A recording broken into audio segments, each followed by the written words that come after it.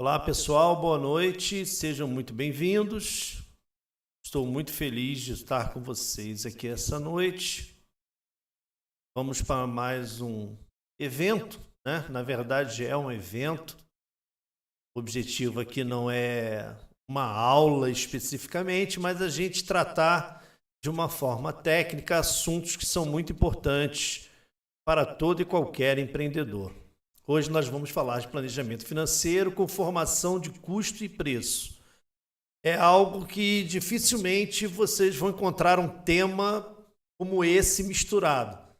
Normalmente vocês vão encontrar o tema planejamento financeiro ou vocês vão encontrar o tema falando sobre formação de custo e preço.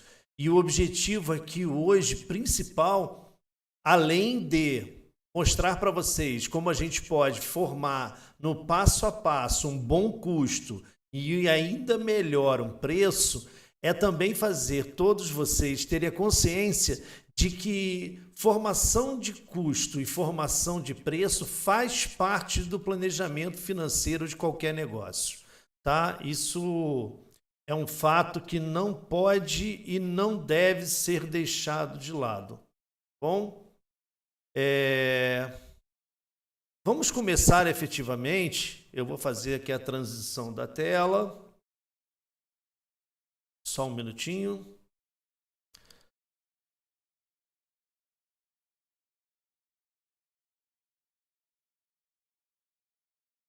Opa, agora vai. Vamos lá. Eu estou aqui na parte de cima, bem bacaninha, acompanhando vocês. Bom, vamos lá. Como eu gosto de começar todos os nossos encontros, é sempre muito importante a gente trazer uma frase de alguém que em algum momento do passado já pensou na questão do quanto é importante o dinheiro em relação à nossa vida. E é fato que quando a gente fala de dinheiro, a gente está falando de uma forma velada sobre custo e preço e, acima de tudo, sobre planejamento financeiro. Então, eu trago para vocês aqui uma frase de Honoré de Balzac, um francês, um escritor, onde ele diz o seguinte: o dinheiro nunca falta para os nossos caprichos, somente discutimos o preço das coisas úteis e necessárias. Esse é o grande objetivo. O objetivo é a gente olhar para a questão financeira de qualquer negócio, objetivando com que o valor do dinheiro seja direcionado para as coisas úteis e necessárias. É óbvio que a gente trabalha dentro do capitalismo e esse capitalismo faz com que as pessoas tenham o seu padrão de consumo direcionado de alguma forma, pelos desejos, pelos prazeres, pelas necessidades. Mas o grande objetivo, e que isso precisa se tornar uma consciência plena de todo e qualquer empreendedor, é que quando você faz com que o dinheiro do teu consumidor, o dinheiro do teu cliente, seja direcionado principalmente para as necessidades dele, você vai fazer com que ele consuma de forma consciente, aplique aquilo que ele vai consumir e que ele volte para consumir novamente. Parece um ciclo? Sim, é um ciclo, mas é um ciclo que ele deve partir também daquele que está fornecendo alguma coisa, um produto ou serviço. Vamos em frente? Vamos lá. O que é um planejamento financeiro? Então, eu dividi nesses 4 tópicos para vocês aqui um resumo do que é um planejamento financeiro. Apenas aqui para a gente poder dar um pequeno pause a respeito do assunto, eu gostaria de dizer para quem já está aqui conosco que quem participar dessa aula por completo, ou seja, chegar até o final, basta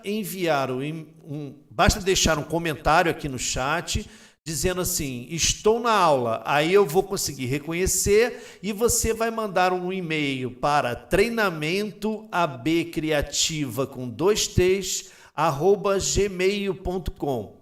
treinamento@abcriativa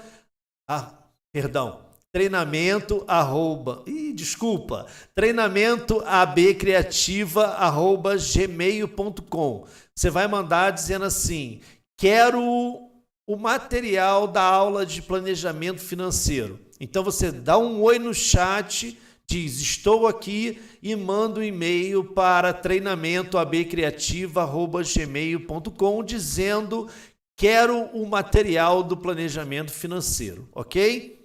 Então você já vai receber. Para as pessoas que vão assistir esse vídeo depois pelo YouTube, porque ele fica lá gravadinho no nosso canal, se você também quer o material em PDF, então você vai ter que descobrir as 3 palavras aleatórias que vão ser faladas durante essa aula. Eu vou falar 3 palavras do tipo banana.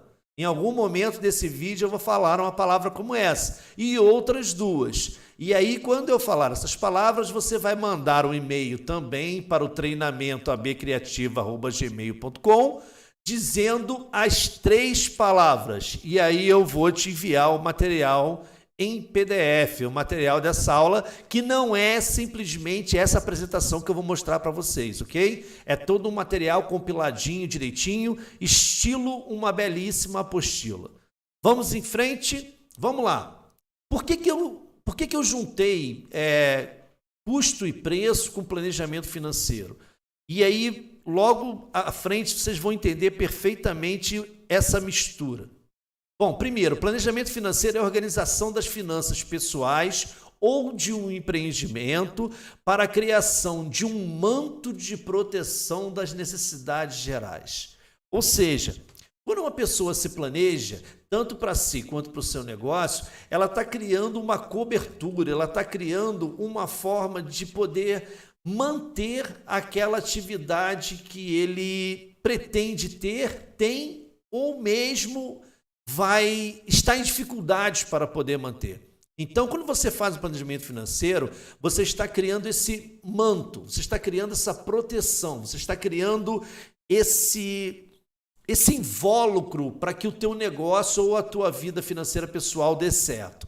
Os 3 pilares do planejamento financeiro que não podem ser deixados de lado em hipótese nenhuma são disciplina, ações objetivas e metas. Ah, Alexandre, eu vou fazer um planejamento financeiro. Bacana. Se você não preenche um desses 3 requisitos, dificilmente você vai conseguir fazer com que esse planejamento financeiro seja um fato verídico.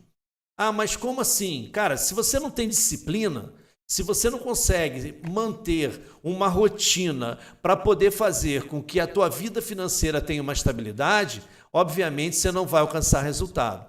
Se você não tiver ações objetivas, o que eu chamo de ações objetivas? Um exemplo muito prático. Ah, eu gasto com cigarro. Não tenho nada contra quem é fumante, não sou, mas não tenho nada contra quem é fumante. Mas eu gasto dinheiro com cigarro. Mas eu preciso gerar um planejamento financeiro para poder alcançar os meus objetivos. Então eu vou deixar de lado o cigarro. Isso é uma ação objetiva, é algo que de fato você vai realizar para que então você consiga chegar também ao resultado aliado à disciplina. Consegue perceber que os 2 assuntos estão ligados? É isso aí. E por último, as metas. Não adianta eu ter disciplina, não adianta eu ter ações objetivas se eu não tiver as metas. Qual é a meta do meu planejamento financeiro? Eu posso estipular uma meta de 3 meses, que é conseguir juntar um valor X, que é conseguir comprar um carro, que é conseguir comprar um equipamento novo para o meu negócio, que é eu conseguir fazer uma viagem, seja lá o que for, você precisa ter uma meta. E essa meta precisa estar associada a ações objetivas e disciplina. Legal? Bom, o terceiro tópico, que essa parte é uma escrita bem minha, né? Dá até para ver pela própria forma que a frase está escrita. Muita gente, mas muita gente mesmo, forma preço colocando uma margem de lucro em cima do custo que apuram de forma superficial e sem padrão. O que eu quero dizer com isso? Vamos dizer que você revenda algum tipo de produto. E aí você vai lá, compra esse produto para poder revender. Esse é o objetivo do negócio. Aí você fala assim, eu comprei por 10, o preço do mercado é 15, eu vou colocar o valor de venda de 14. Legal, você pode ter acertado, mas acredite, isso não tem fundamento nenhum. Você não tem convicção de que você está alcançando a margem de lucro que você espera, você não tem noção nenhuma se você está cobrindo os custos que você tem e que você precisa fazer com que sejam pagos a um determinado tempo. E isso é simplesmente você chegar, jogar um valor em cima daquilo que você pagou pelo produto ou serviço e jogar para frente. Não vai funcionar. Ou tem a grande probabilidade de dar errado, ou pior, se você faz isso dessa forma, ou seja, você compõe o preço de qualquer jeito, você compõe o custo de qualquer jeito, esses 3 pilares do item 2, eles vão estar destruídos. Porque você não tem disciplina. Se você não tem disciplina, você não tem ação objetiva. Se você não tem ação objetiva, você não alcança a meta.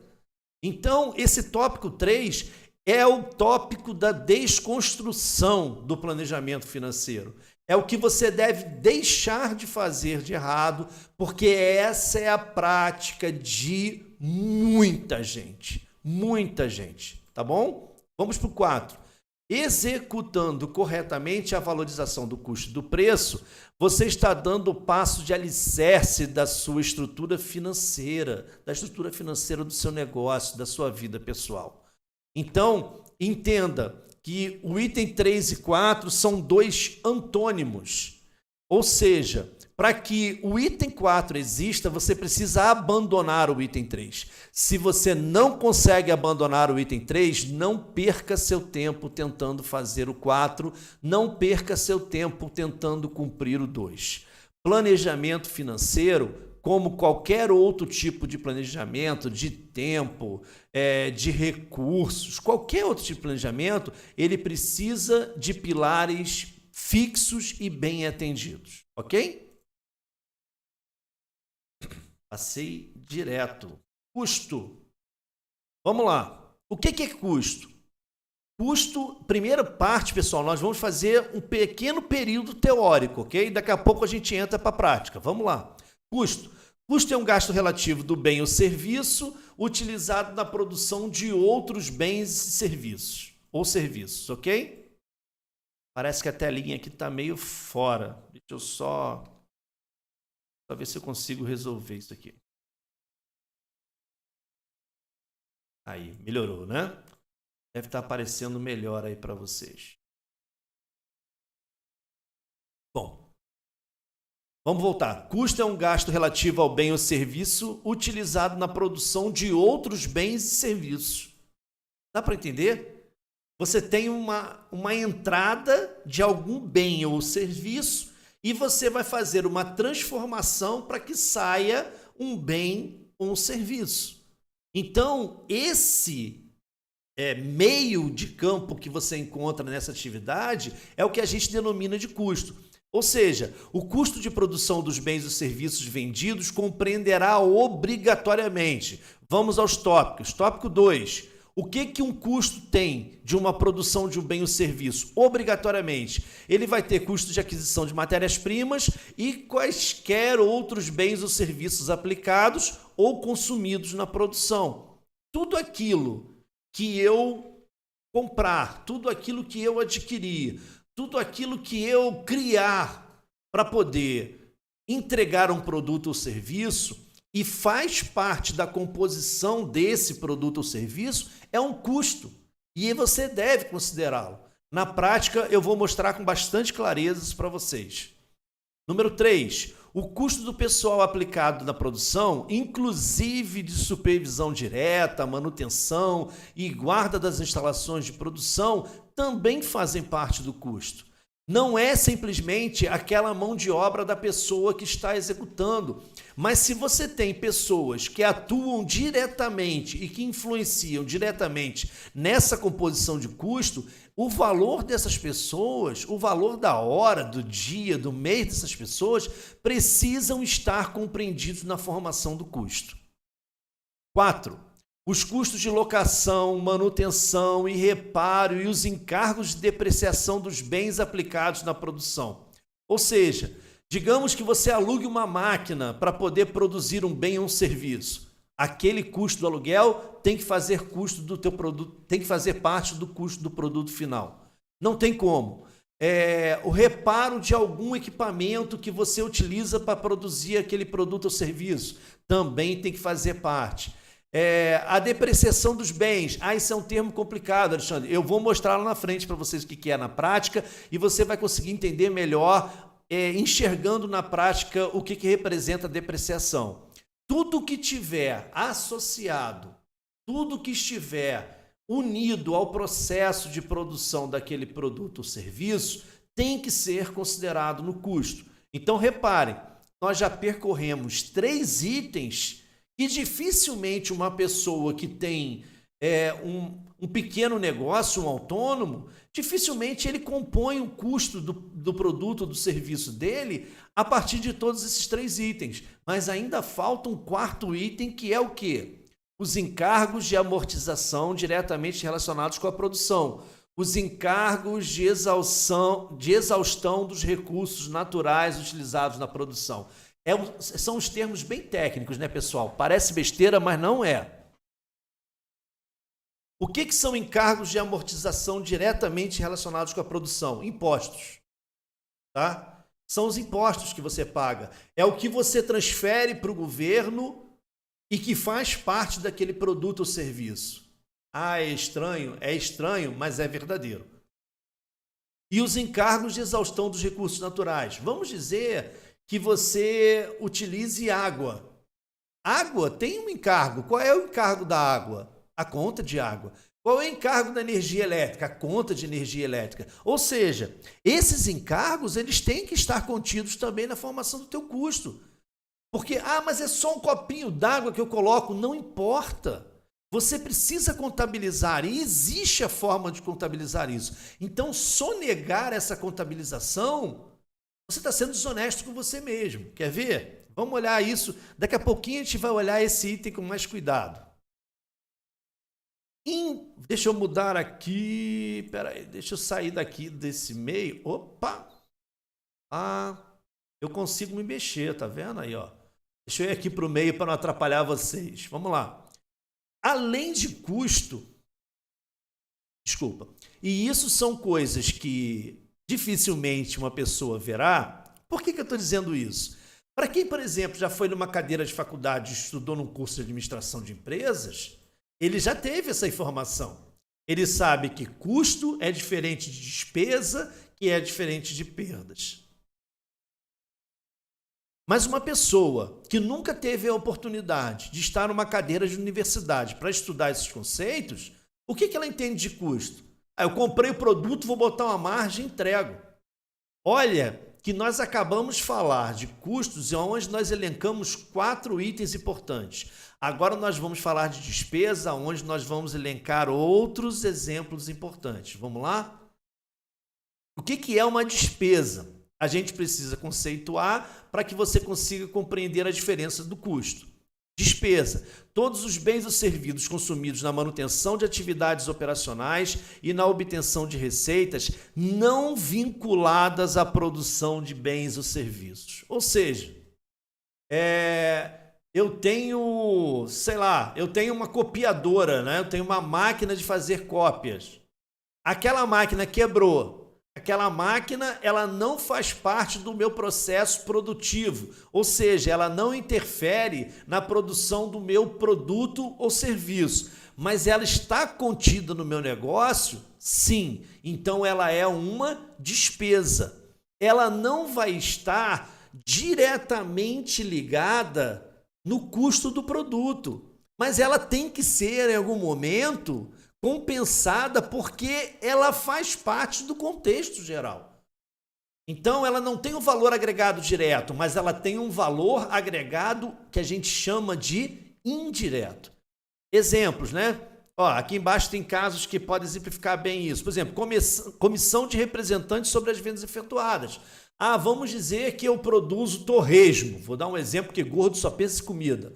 E esse torresmo eu distribuo para representantes em outras cidades. E eu tenho que pagar uma comissão para aquele cara. Aquela comissão, ela não faz parte do custo.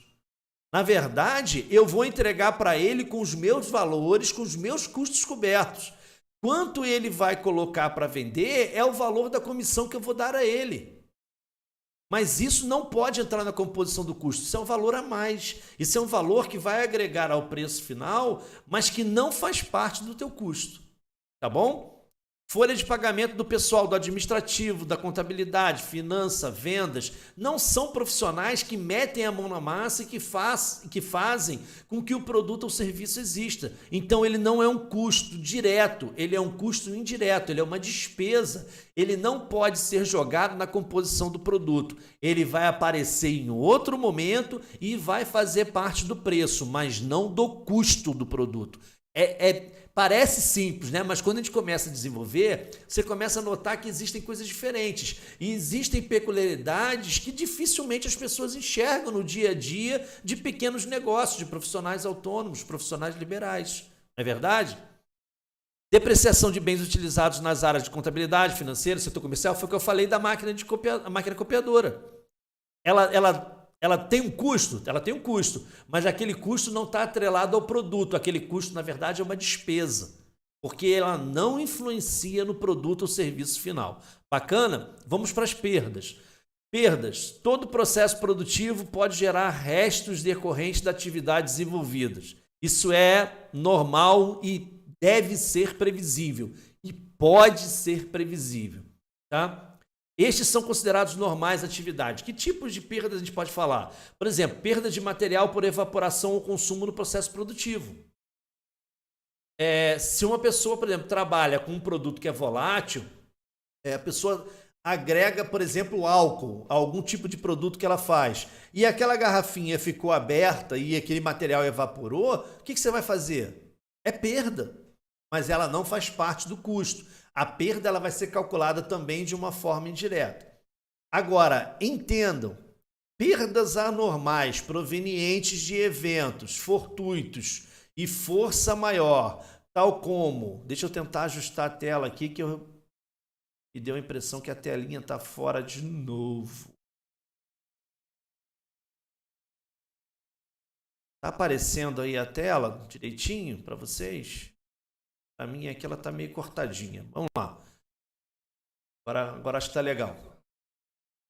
Então, perdas de eventos fortuitos, de força maior, tal como incêndio, obsolescência, roubo, inundação, não compõem os custos dos produtos. Eles também simplesmente se reduzem o resultado no período. Esse vai entrar numa última linha lá da contabilidade que o teu contador especialista, o cara que saca, o cara que manja do Paranauê, vai fazer acontecer. Então alguém entrou na loja e roubou o produto, eu não vou diluir o custo desse roubo, ou seja, essa perda que eu vou ter no resto dos produtos. Eu não vou fazer com que o meu consumidor pague. Isso aí vai para uma conta de perdas que está lá dentro da configuração contábil do teu negócio, tá bom? Então, só para a gente poder parametrizar legal esses assuntos. Vamos ver o que vem agora. Agora vem uma coisa mágica. Deixa eu tirar a minha câmera. Para onde que eu vou agora? Cara, não tem espaço. Ah, tá aqui. Eu vou ficar aqui em cima no cantinho. Preço. Eu trouxe para vocês 4 definições de preço de camaradas extremamente estudiosos. E eu gostaria de rapidamente passar elas com vocês. Definição do Casas. Né? Casas é o nome que é dado à bibliografia do cidadão lá. É o sobrenome que fica na bibliografia. Bom, o que é preço para ele? Os preços são determinados para cobrir custos operacionais e proporcionar lucro, além de afetar as expectativas dos clientes. Ana Casas, valeu pela contribuição. Vamos agora para Armstrong. O que Armstrong quer falar para nós sobre preço? Preço é a quantia em dinheiro que se cobra por um produto ou serviço. Em outra definição, o autor acredita que o preço é a soma de todos os valores que os consumidores, tá errado aí, pagam por seus produtos ou serviços. Então ele acredita que é a soma de todos os valores. Tá bom, vamos lá. Já Peter diz que preço é a quantidade de dinheiro, bens ou serviços que deve ser dada pelo cliente consumidor para adquirir o produto ou serviço. Note que Peter ele já ele já entra numa situação de escambo, né? Ele entra na questão da valorização financeira, do preço que deve ser pago, mas ele também entende que isso pode ser pago através de algum tipo de produto ou serviço como retorno. Obrigado, Peter. Agora vem dois caras que realmente são bastante considerados dentro do segmento, que é o Keller e o Kotler. Né? Kotler, para os íntimos, mais conhecido no meio da administração como Philip Kotler. É um grande cara, sinceramente, é um dos melhores. O que é preço para vocês dois?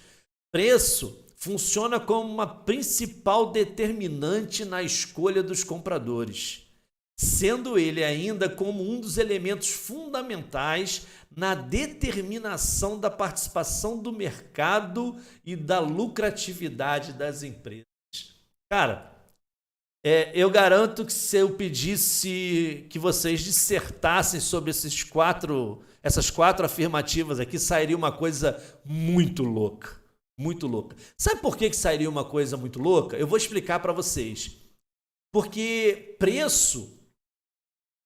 Eu queria poder ter agora um monte de gente aqui online para poder fazer uma pergunta. Mas eu vou deixar a pergunta assim mesmo.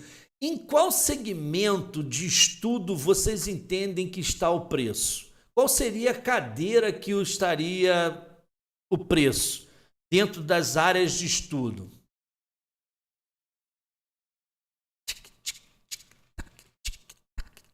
Como a gente não vai ficar aqui estendendo demais, eu vou dizer para vocês. Preço não é estudado pela economia. Olha que doideira. Preço não é estudado pela administração. Sabe quem estuda preço? Pessoal do marketing. Esses quatro caras aqui que escreveram,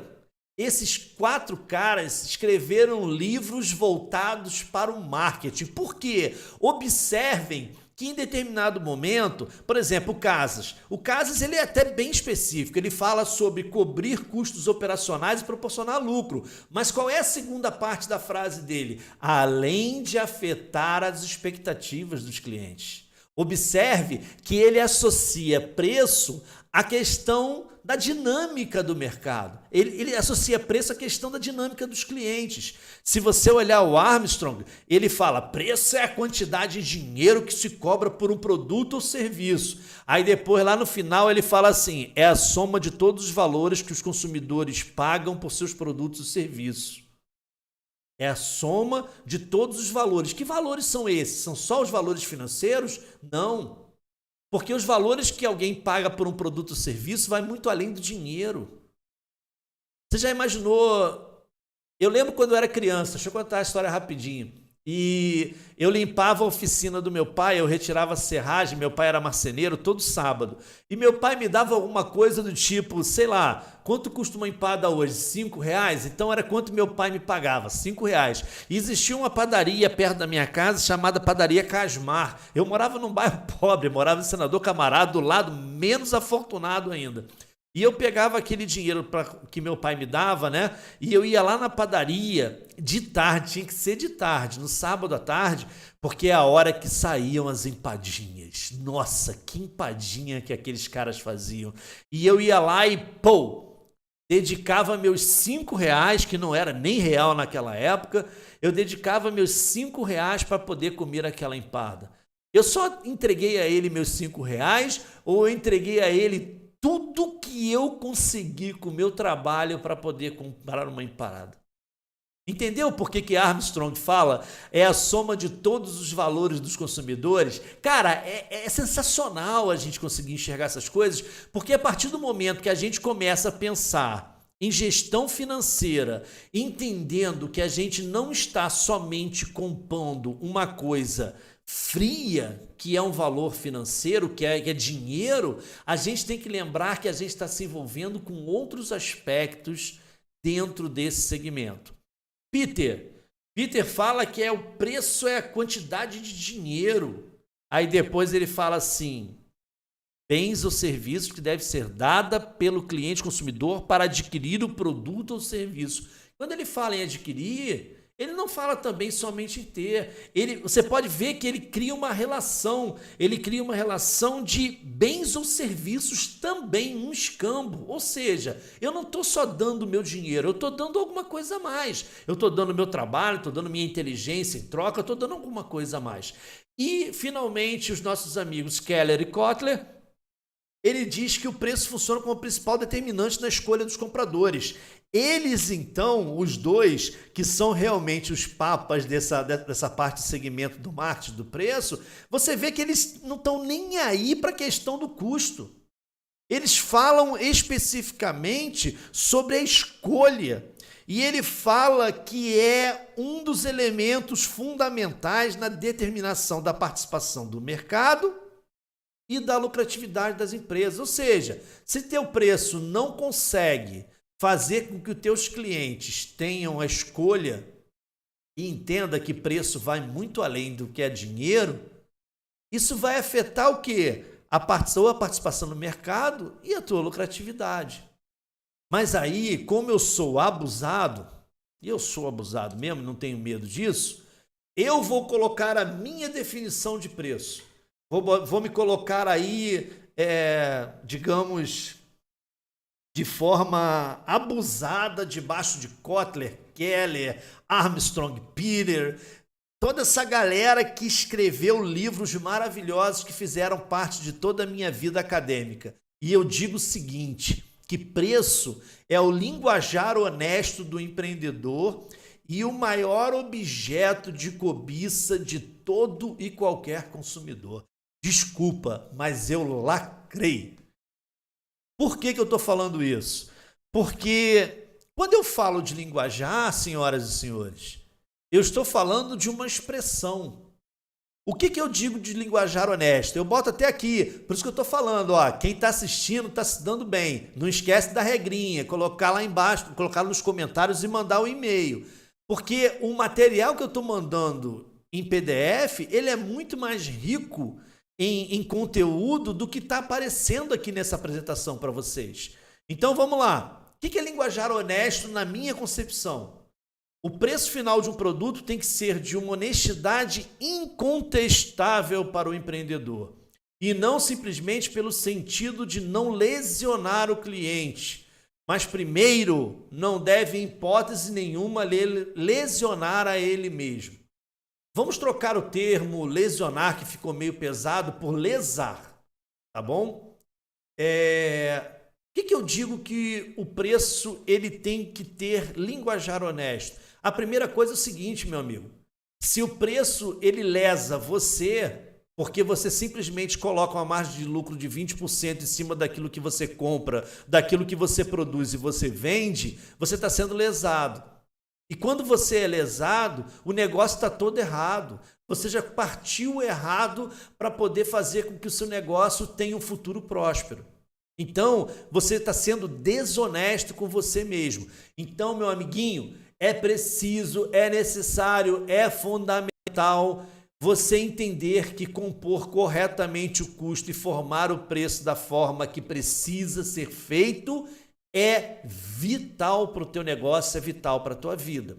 E a segunda parte, o que é objeto de cobiça? Cara, isso é fantástico. Quando a gente começa a ter essa percepção, é de arrepiar de verdade. Por quê? Porque preço é o objeto de cobiça de qualquer cidadão, seja ele pobre ou rico. Porque quando eu falo do pobre, você imagina o esforço que alguém faz.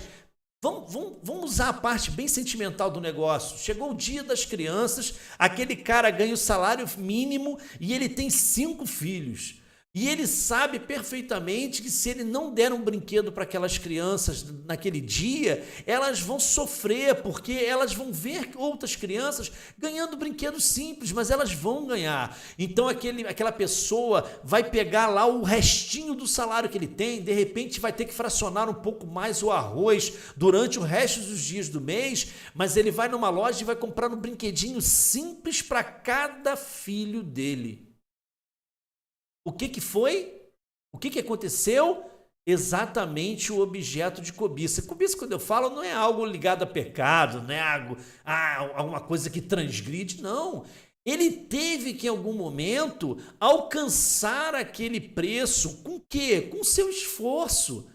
E ele foi lá e conseguiu vencer ele cobiçou aquilo, ele alcançou, ele ultrapassou aquela barreira que era o preço do produto. Porque antes de você colocar a mão no produto e dizer que ele é seu, antes de você colocar a mão num serviço e dizer que ele é seu, você tem que fazer o quê?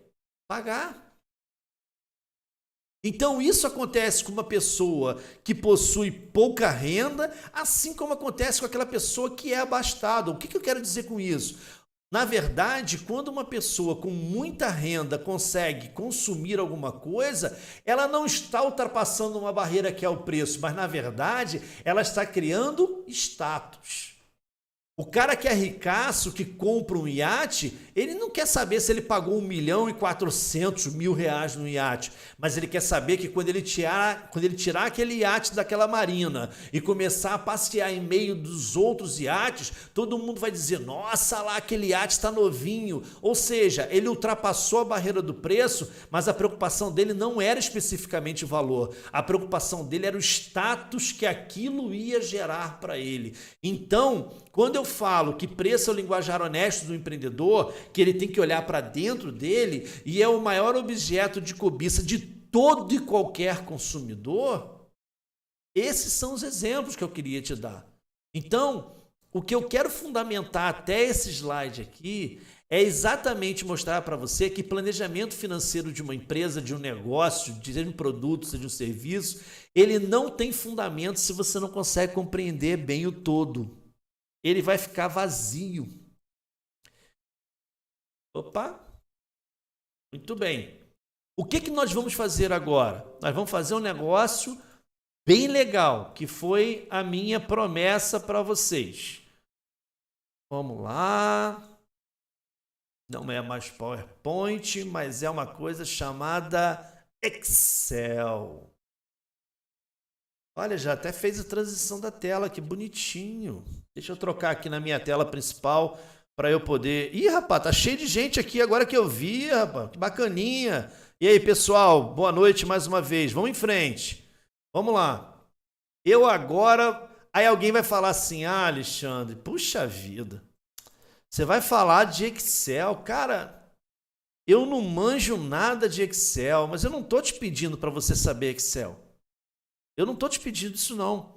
E para a galera que vai, né, participar aí dos comentários para poder receber o material, o que você vai receber junto no teu material? Você vai receber a planilhinha toda limpinha, toda zeradinha de informação, para você poder fazer como? Você vai lá, vai imprimir uma folhinha, vai tirar algumas cópias e depois você vai fazer a caneta e vai botar a calculadora do lado e vai usar do mesmo jeito.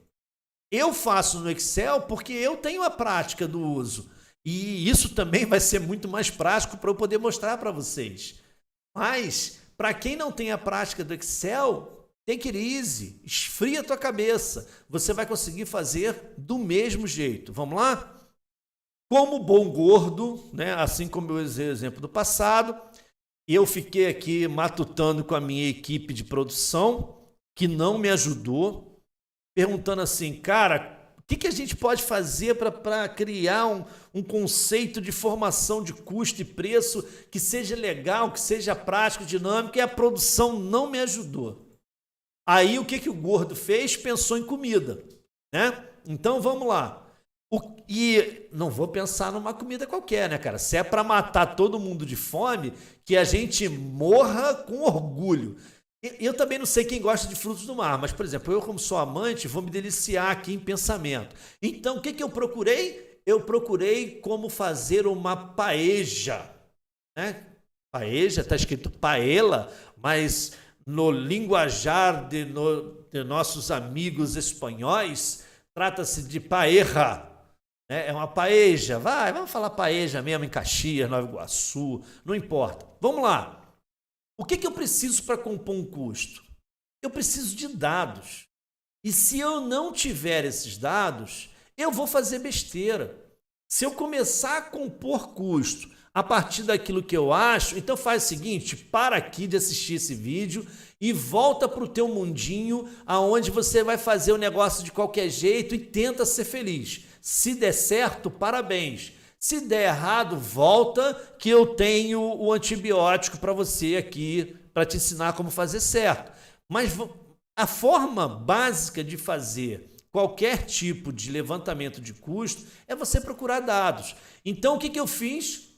Fui num site de receitas e peguei todos os dados para poder fazer uma paeja. Bom, aqui em cima, ó, vocês estão vendo aqui meu prompt, né? Tá aparecendo aí? Produção, dá um sinal aí de ok. Deixa eu esperar um pouquinho aqui. Ah, apareceu. Obrigado, produção. Então tá aqui, ó. Qual é o produto? Uma paeja. Qual é o rendimento dessa receita que nós vamos fazer? Atenção para a entrada dos dados, porque se os dados que você coletar para poder usar nos cálculos estiverem errados, vai sair custo errado, vai sair preço errado. E aí você tem duas vertentes. Ou você vai fazer um custo que te lese, que você vai ser desonesto com você mesmo, ou você vai fazer um custo que vai se tornar um preço absurdo que você não vai conseguir fazer com que o teu cliente olhe, com que o teu cliente se sinta apaixonado por você. Então, essa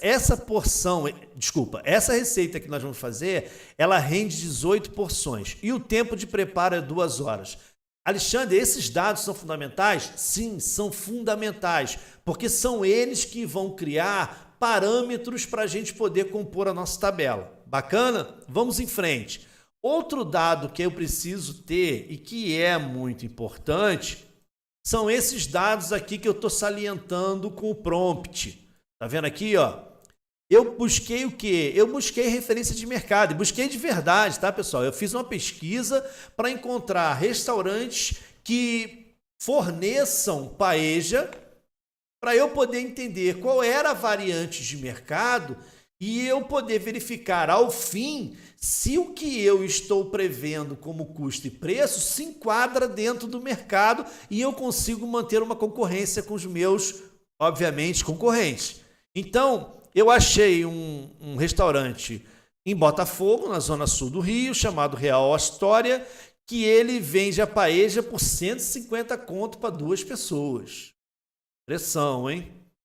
Aí eu achei outro restaurante que tem um nome engraçado, que é Shirley, o nome do restaurante. Assim como na zona sul do Rio tem diversos restaurantes, tem o Bar do Lamas, tem vários lá que agora eu não lembro o nome. É muito normal, porque as pessoas criam essa particularidade, né? Então, o restaurante da Shirley, que é no Leme, também na zona sul do Rio de Janeiro, área nobre, ele já vende a paeja a R$ 77,00 para 2 pessoas. O que tem de diferente para o Real Astoria, eu não sei te dizer, porque eu não conheço fisicamente nenhum dos dois. Mas é uma diferença de valor bem grande, ok? E outra coisa importante, notem que o preço de venda deles é um dado de entrada, mas esses parâmetros aqui, ó, quantas pessoas serve e o tipo tem que ser idêntico, porque senão eu estou criando parâmetro diferente. Parâmetro diferente não é parâmetro, tá? Então reparem que todos eles servem a mesma quantidade de pessoas e possuem o mesmo tipo de paeja, porque existem outros tipos de paeja, tá, pessoal? E o terceiro ponto meu de referência foi o restaurante do Evandros, que fica no Caxambi, fica no subúrbio, né, acho que ali é zona norte do Rio de Janeiro, e o valor lá é 89 pessoas. Também serve 2 pessoas e também é uma marisqueira com frutos do mar. Aí o que eu fiz?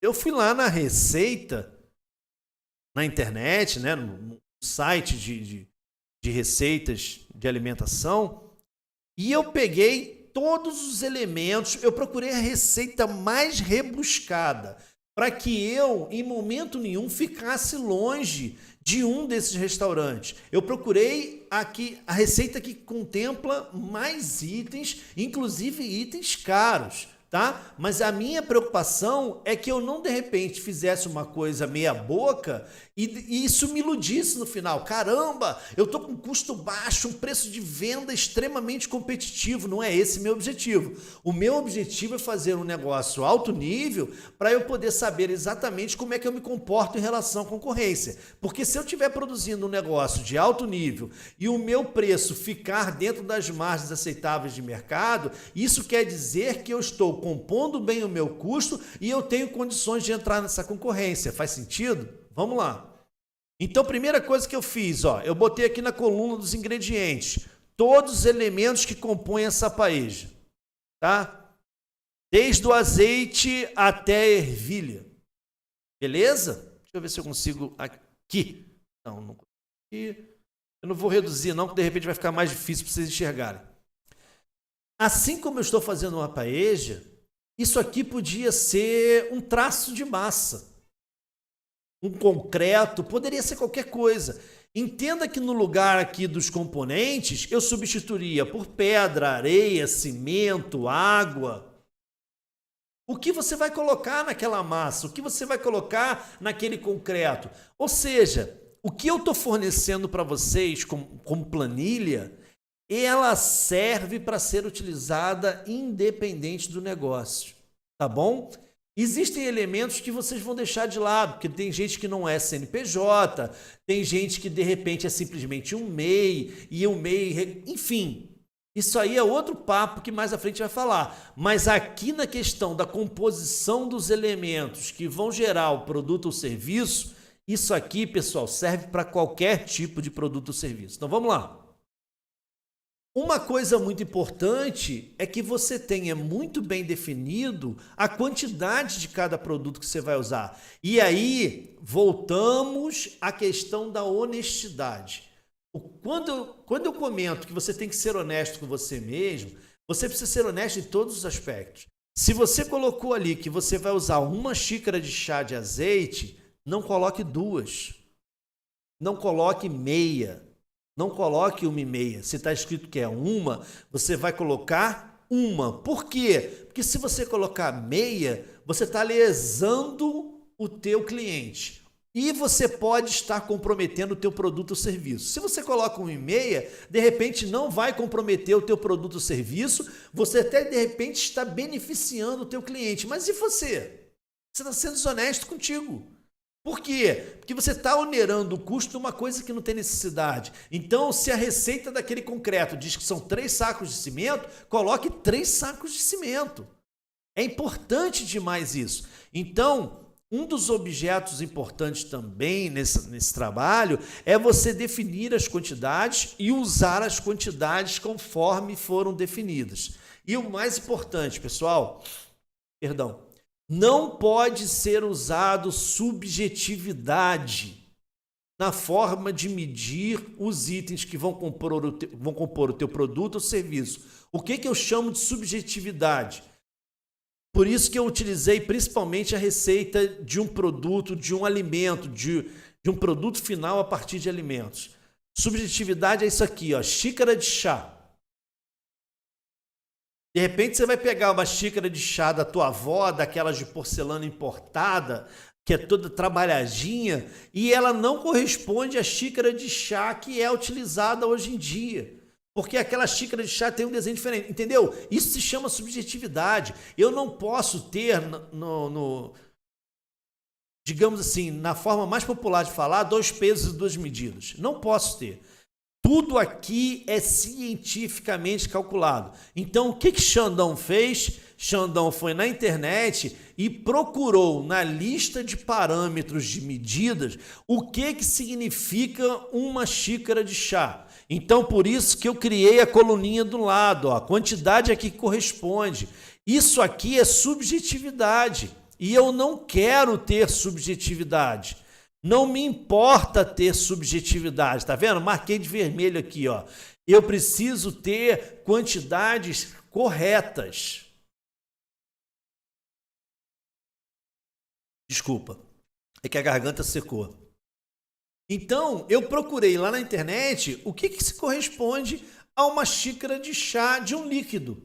Ah, corresponde a 180 ml. Então, a partir de agora, eu tenho medidas que são científicas. Por quê? Porque eu consigo aferir 1 mililitro. Eu consigo ter um frasco de medição aferido. Ou seja, eu consigo ter precisão. Bacana? Eu estou só endossando o que eu estou falando para justamente não ficar uma ideia de que a gente faz as coisas de qualquer jeito. Não, não é esse o objetivo, tá? Não é esse o objetivo mesmo. Eu preciso que vocês entendam como se faz as coisas da forma correta. Eu quero te ensinar a fazer mais simples, que é esse o objetivo do Planejando para Desconstruir. Sim, eu quero te ensinar a fazer mais simples, mas eu também quero te ensinar a fazer da forma correta. Vamos lá.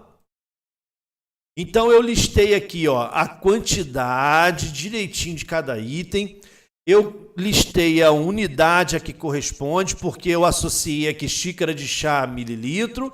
E aí eu coloquei aqui a quantidade total, porque no caso de pimentão ele diz que são 2, e eu digo que cada pimentão pesa em média 200 gramas, e no total eu vou ter 400 gramas. Então eu preciso de uma coluna de quantidade total, que é o reflexo de quê? Ó, vamos pegar essa linha aqui. É o reflexo da quantidade de 2 pimentões vezes o peso de cada um deles, que deu 400 gramas. E aí, o que é a coluna preço cheio? A coluna preço cheio, nesse caso, é a coluna, por exemplo, no caso do pimentão, do valor do quilo do pimentão. Então, 1 quilo de pimentão custa R$ 17,99. E o que é a coluna valor usado? A coluna valor usado é quanto representa 400 gramas de pimentão. Então, esse valor de 7,20, ele não é nada mais, nada menos do que o 400 gramas dentro de 17,99. Tá? Se você olhar aqui em cima, ó, não sei se vocês conseguem ver bem aí, mas aqui tem uma fórmula, que é o cálculo automático. Tá vendo? Apareceu aqui na célula. Então, ali está o valor que se chega a 7,20, que é como eu uso o Excel.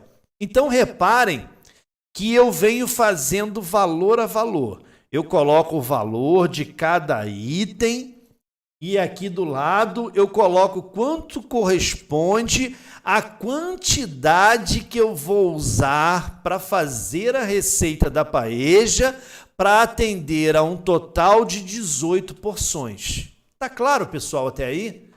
Eu estou tentando ser o mais prático possível, tá bom? Não se preocupe, tudo isso vai ficar gravado, é só você ver de novo.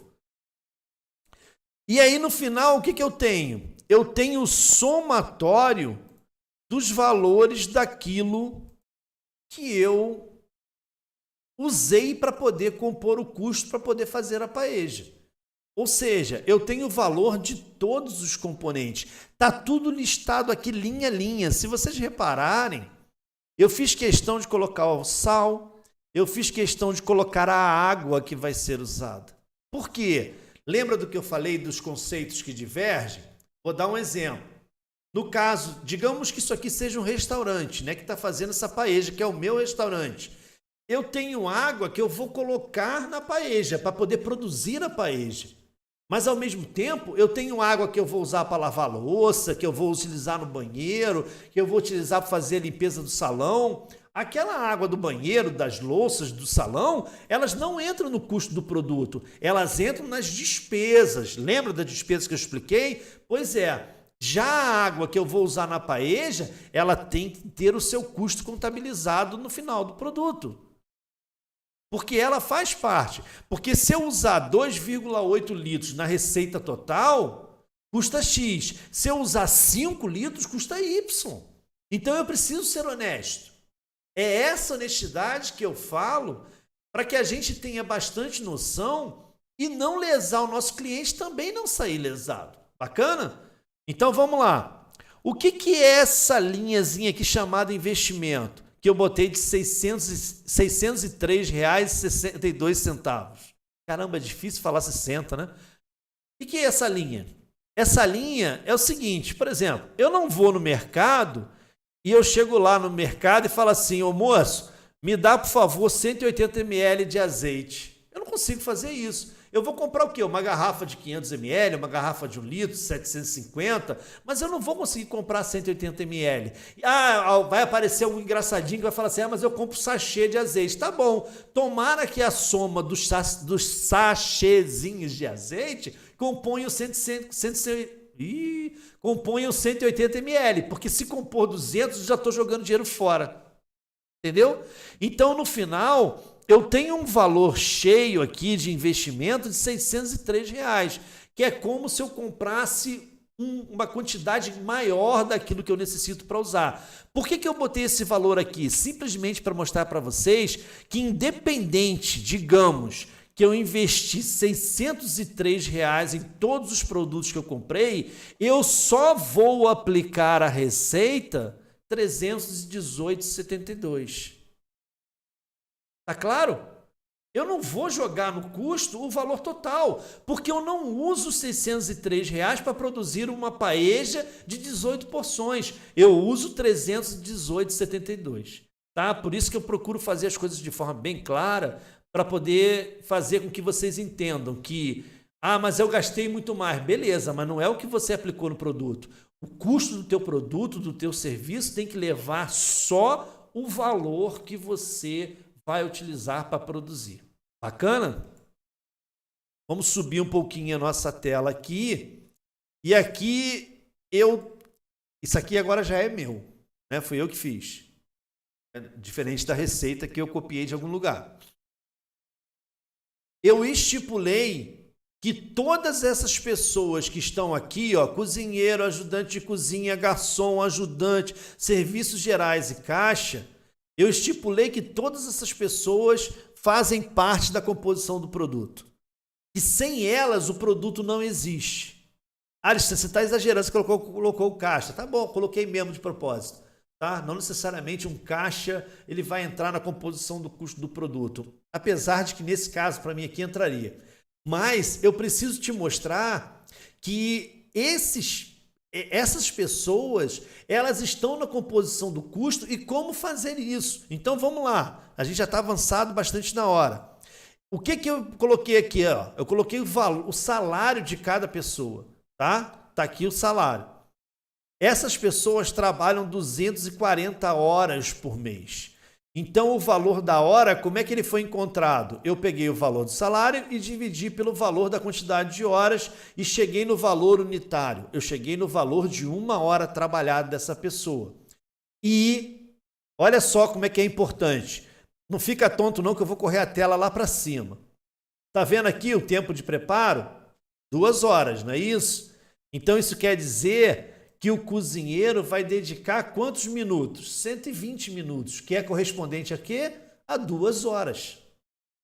O ajudante de cozinha vai também trabalhar durante 2 horas nessa paella, porque ele está colado ali com o cozinheiro. Estou dando um exemplo, tá, pessoal? Mas como ele disse que o tempo de preparo é de 2 horas, então eu joguei 2 horas ali dentro. Então isso quer dizer que o valor por hora é R$ 8,33 do cozinheiro e ele vai gastar para fazer a paella, o custo do cozinheiro vai ser R$ 16,67. O custo do ajudante, R$ 9,17.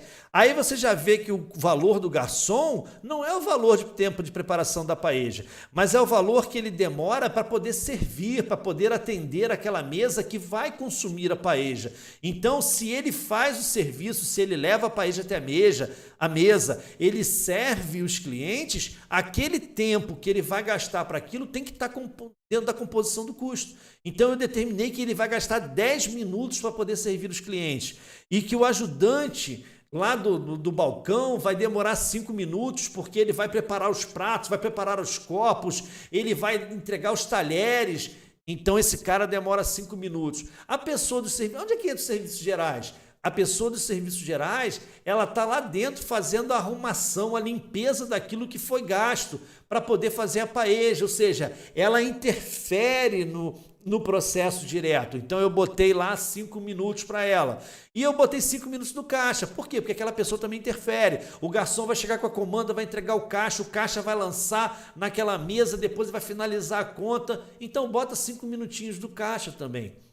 Então aqui, ó, nessa coluna verdinha, está o valor de cada um para poder compor o custo para 18 porções. Atenção, isso aqui eu estou dizendo que é para 18... Ah, Alexandre, mas você falou que o garçom vai demorar 10 minutos. Cara, eu não posso precisar, eu não tenho como precisar se, por exemplo, na mesma mesa vão sentar 18 pessoas para comer paella.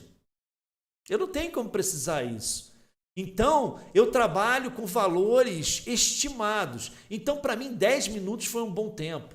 5 minutos para o ajudante estava um bom tempo.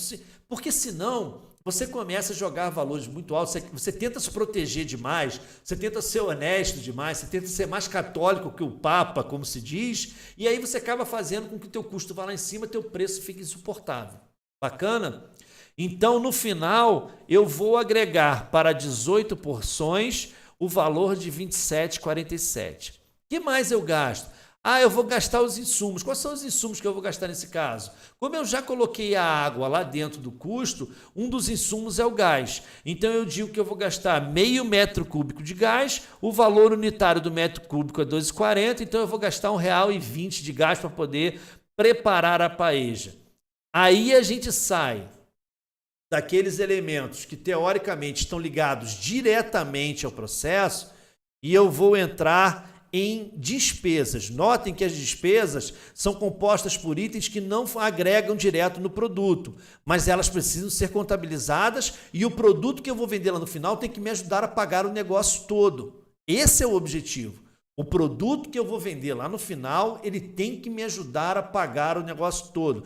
Então, eu coloquei aqui o valor do aluguel, o valor das despesas administrativas, o valor da água, do banheiro, para lavar os pratos, para poder limpar o salão, enfim, o valor da luz que é gasto no ambiente, porque as pessoas estão lá, existe luz para isso, luz para aquilo, existe telefone do restaurante e existe a internet, inclusive, que libera o Wi-Fi para a rapaziada que está lá rangando.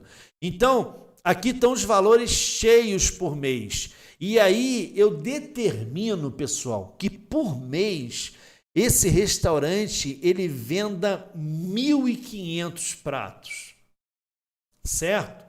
Ou seja, ele venda aí, digamos que o restaurante funcione todos os dias, ele venda 50 pratos por dia.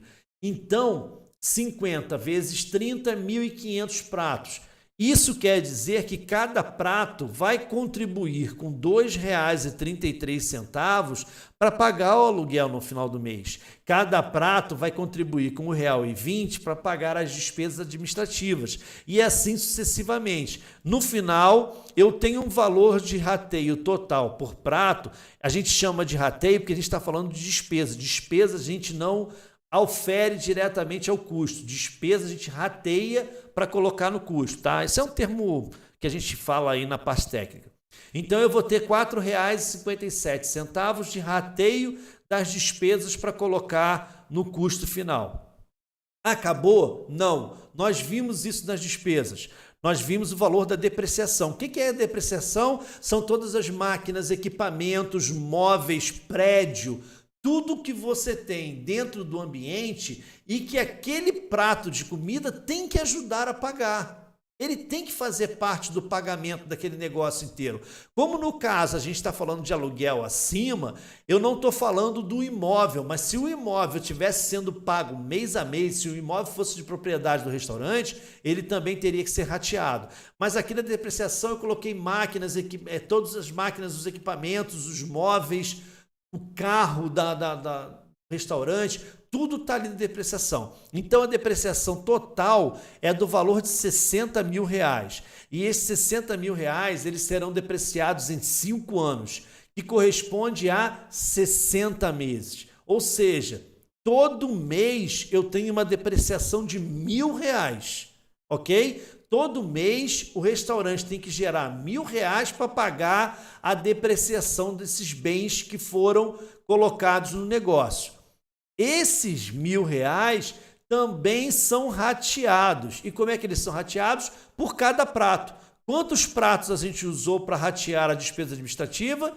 1.500. Da mesma forma é depreciação. Então eu vou pegar esse valor de R$ 1.000, vou dividir por 1.500, Está aqui em cima a fórmula, e ele vai custar por prato 67 centavos. Agora, nós vamos compor o custo total, ok? Compor o custo total. É só preencher o valor de cada item desse aqui. Então, ó, o custo total das 18 porções, é 347,39. De onde saiu isso? Opa! Saiu do somatório disso, mais isso, mais isso. Esse é o custo total, porque é tudo aquilo que é somado diretamente ao custo.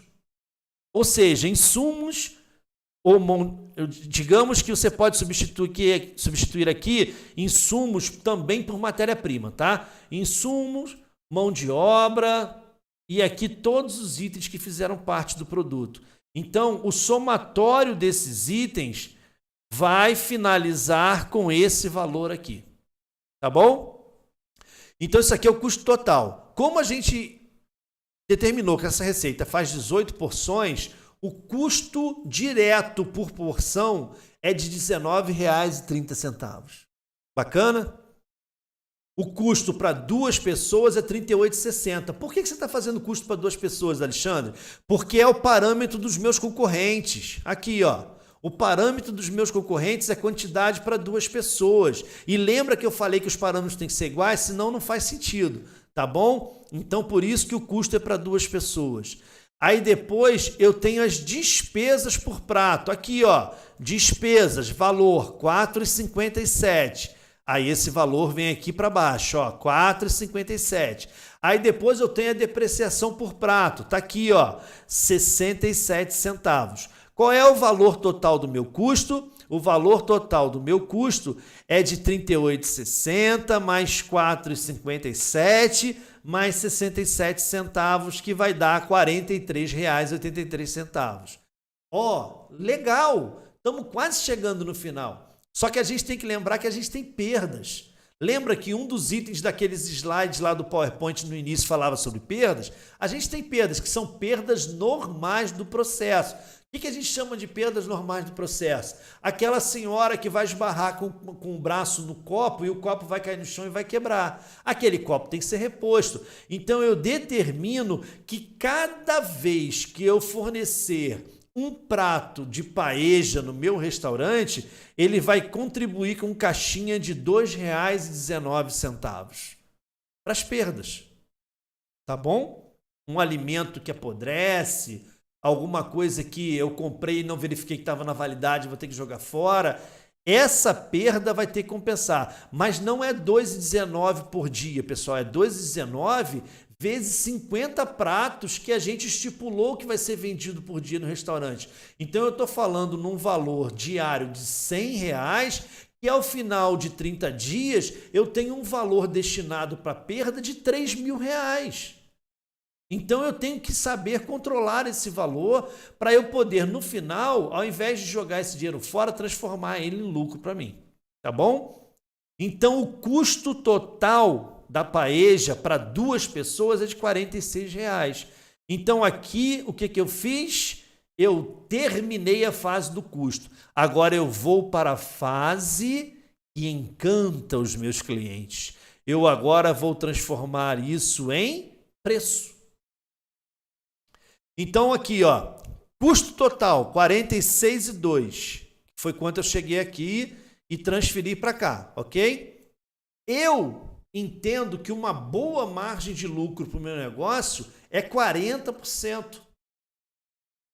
Tá? É o que eu quero de margem de lucro para o meu negócio. É quanto eu quero no meu bolso sem imposto nenhum no final do negócio. Quero 40%. Então eu estou dizendo que eu quero um lucro de R$ 18,41 por prato para 2 pessoas. Tá bom? Eu quero um lucro por prato de 18,41, que é relativo a esses 40% em cima dos R$ 46,02, que é o custo. Bacana? Isso quer dizer que o meu preço de venda sem impostos é de R$ 64,43. Por que eu estou fazendo sem imposto? Porque imposto é com o contador, não é comigo. Ele que vai te dizer quanto mais de valor você vai ter que agregar no teu preço final para você poder cobrir os impostos. Ele é o especialista, não sou eu. Sabe por quê, pessoal? Porque restaurante pode parecer brincadeira, mas restaurante tem ICMS e tem ISS. Restaurante contribui com os dois. Há pouco tempo atrás, o governador do Rio de Janeiro instituiu uma lei dizendo o seguinte, ó, no Rio de Janeiro, a alíquota de contribuição de impostos dos restaurantes é de 4%. Antes era 12%. Tá? Por quê? Porque a contribuição deles não é simplesmente a contribuição do ISS, também tem a contribuição do ICMS. Porque restaurantes têm uma margem de impostos altíssimas para contribuir. Então, chegamos ao preço de venda de R$ 64,43. Agora, o que é que eu vou fazer? Vou comparar com os meus concorrentes. Ou seja, em relação ao valor que o Real Astoria participa, que é de R$ 150, um prato de paella para 2 pessoas, eu tenho uma margem em relação a ele de 157%. Ou seja, o meu produto feito com qualidade, com produtos bacanas, feito direitinho, bacaninha, sem lesar nada, sem prejudicar ninguém, ele custa R$ 64,43, enquanto o dele custa 150. Tá bom, Alexandre. Pode ser que exista aí muito valor agregado no Real Astoria. Pode ser que o Real Astoria tenha uma história que tenha sido frequentado pela dinastia portuguesa. Bacana? Mas você precisa comer uma paella sentado na mesa de Dona Maria ou de Dom Pedro I? Não sei. Eu preferiria sentar numa mesa simples e pagar um negócio mais em conta. Mas isso vai ao critério de cada um. Só estou te dizendo que financeiramente, em relação ao Real Astoria, você tem uma vantagem de 157% no preço final. Em relação ao restaurante da Shirley, esse daí você vê que a gente está bem pau a pau, porque a diferença entre nós e ela é só de 16%. E em relação ao Evandros, nós estamos ali nos 28%, uma margem relativamente confortável.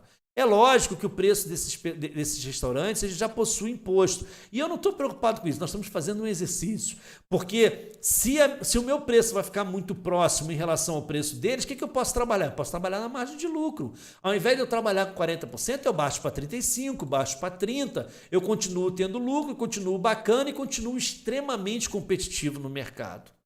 Pessoal, isso é o segredo do negócio. Alguém vai estar dizendo aí agora na sua casa, caramba, velho, minha cabeça está saindo fumaça, é muito cálculo, é muita coisa. Eu não sei se é muita coisa. O que eu sei te dizer é que isso é a forma certa de fazer. Isso é a forma, se você fizer, você está fazendo da forma correta e você vai conseguir encontrar o resultado que você espera. Esse é o fato. Não existe outro fato diferente. E isso é o mais importante de você ser visto, você ver. Tá bom? Eu sei que foi um vídeo longo, eu sei que foi uma aula longa, mas eu quero dizer para vocês que foi uma aula com conteúdo porreta. Foi muito bem elaborado. Deixa eu tirar aqui a minha falsa modéstia.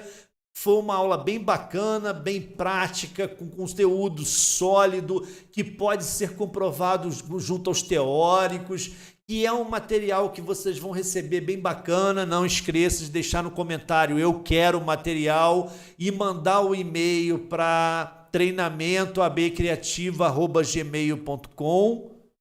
Não esqueça disso. Só avisando ao pessoal que vai assistir esse vídeo depois que eu esqueci de falar as 3 palavras mágicas. Então manda um e-mail para mim lá que eu vou mandar o material para vocês. Tá vendo como é que é? A gente se empolga, né? Eu fico motivadaço falando essas coisas de maneiras que eu acho maneira, eu acho extremamente coerente, bacana. E aí acabo me esquecendo de fazer o que eu tenho que fazer. Bom, muito obrigado. Deixem aí os seus comentários do que vocês desejarem, tá bom? Eu fico muito feliz por todos que participaram conosco nessa noite. Esse vai ser o horário definitivo, vai ser o dia definitivo das nossas aulas via YouTube. E eu espero, sinceramente, que eu consiga contribuir com a vida de vocês, com a vida profissional, com o negócio de vocês. Vocês não estão vendo, mas minha cadeira está baixando, né? É coisa de gordo.